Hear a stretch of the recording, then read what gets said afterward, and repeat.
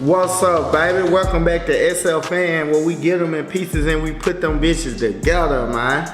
So, you listen to my videos, bro, and you done did everything that I said do, but it's still hard for you, bro. I'm gonna keep it real with you just like this, bro. When you first start in the business or in the activity or in the side hustle, up front, it's gonna be hard up front because it's something that you're not familiar with, you feel me? It's something that like maybe easy to me, but harder to you, you know what I'm saying? But you gotta like build your confidence in the hustle or build your confidence in what you're doing. The first deal might not be a good deal. You know what I'm saying? The second deal might not be a good deal.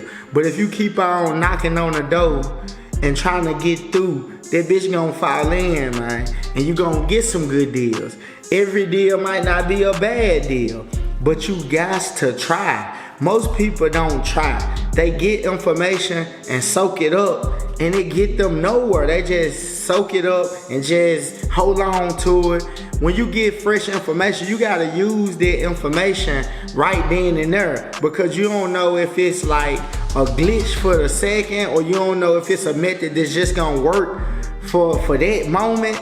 You know what I'm saying? Cause like shit get old, bro, real fast. You know what I'm saying? Like some of the things with the banks and the financial industry and shit, some shit that worked last year or last month might not work this month because they done caught on to it.